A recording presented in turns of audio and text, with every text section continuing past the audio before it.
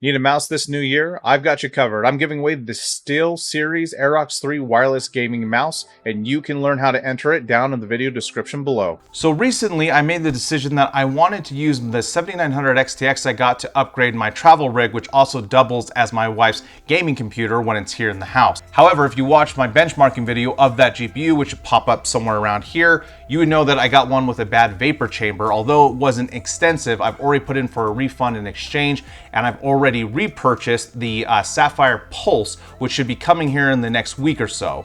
But my current Mini ITX build will not work for a number of reasons, the biggest one being the case. This is one that I actually built myself. It's gone through many iterations, starting off with me essentially just screwing things to a piece of wood, then making a wooden box to put everything in, and then making an even nicer wooden box using essentially L rails, and then along with some paneling and reinforcement and measuring to make sure that everything fit pretty squarely as far as small as humanly possible.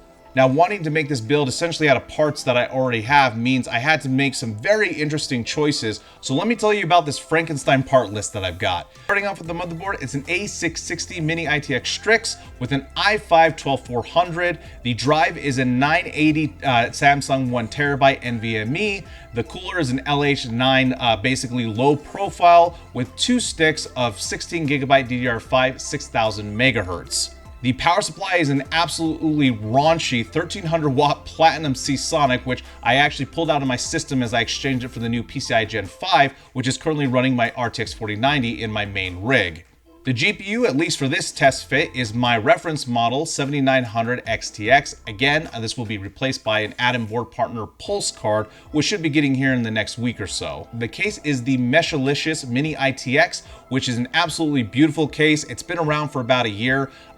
Everyone I know who's actually used this case love it. I can't wait to do this build in it, but it's absolutely going to be great because it will actually fit the XTX card, which is one of the main reasons that I picked it, along with the fact that I got it for free. Now for air cooling, I'm using a Be Quiet Silent Wings and a Chromax high airflow fan, which these will be replaced with something else eventually, but for now, that's essentially what I had to go with. Now the plan for this build is eventually the i9 in this one will go into the Meshlicious case. It does support a 240 rad, which should be enough to cool it relatively speaking when I swap over to the new AMD CPUs, as I'm assuming they're going to be more performative when those come out.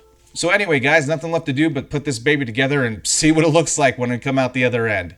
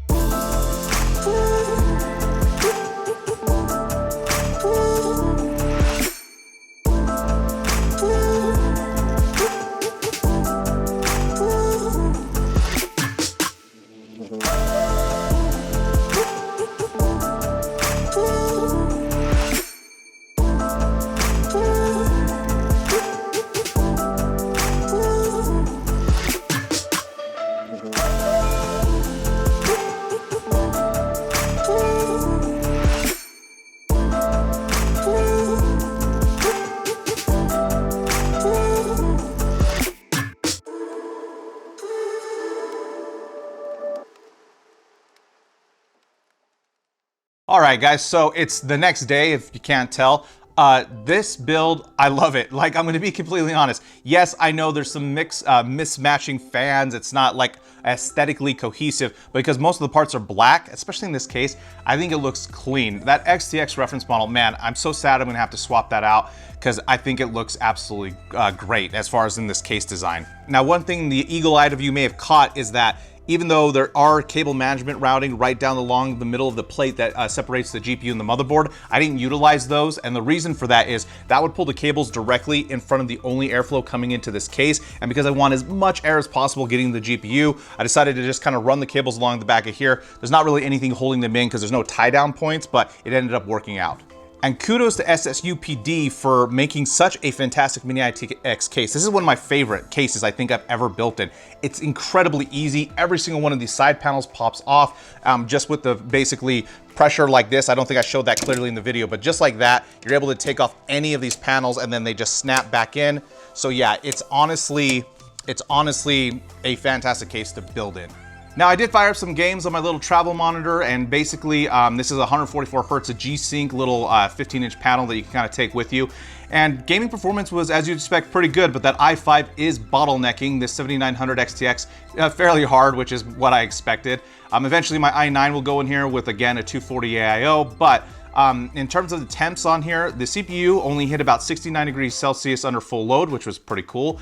And then the GPU did hit thermal junction temp. I had to back off both the clock speed and the power profile to essentially get it under control. But eventually, at the loss of about 5 to 7% in my FPS, I was able to get a stable 81 degrees Celsius on the GPU and about 93 degrees on the junction temperature, which is what I'm gonna have to put up with at least for the next week until that Sapphire Pulse card gets here. Again, I am sad because I think the Pulse will look great in here, but I really like this reference card. I love the way it looks. So, I mean, what are you gonna do? It's bad, you know, faulty design by AMD. Gonna have to just deal with it, right? Now, some other quick notes I want to make in terms of acoustics. This thing is whisper silent, even when gaming. Listen to this.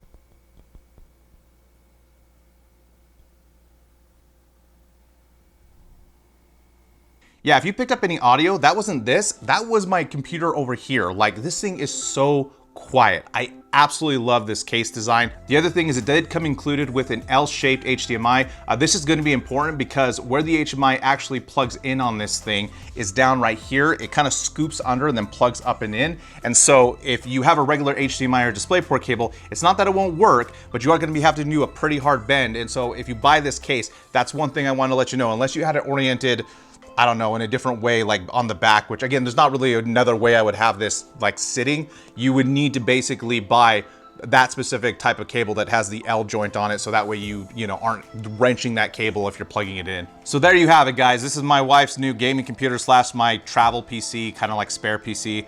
I absolutely love it. Again, it will eventually be upgraded with the i9 out of my system, and that will make more sense for this build. But if you enjoyed this video, leave me a big thumbs up. If you thought it was terrible, leave me a thumbs down. Remember to get subscribed and hit the bell icon so you know when these videos drop next. The giveaway's still going on for about another week, and then I will have a new giveaway coming out in February. My goal is to do one a month. I do want to get feedback from you guys because I want to keep it to hardware perfectly. I know my friends in other countries, it sucks because I can't ship to you guys, but I don't want to do gift cards or Amazon gift cards just because I feel like that attracts people into this channel who have no care about gaming, computer hardware, things that this channel's about, right? So like, I want to keep it to hardware specifically for my giveaways moving forward, but I want to know what you guys want. We're doing a nice gaming mouse. Maybe we do a keyboard and headset, maybe storage, because obviously there's a lot of new games coming out. So maybe we just do a big like 1 terabyte NVMe, and that's February's giveaway. But anyway, I hope you enjoyed this video. And as always, I hope to see every single one of you next time here on Geared Inc.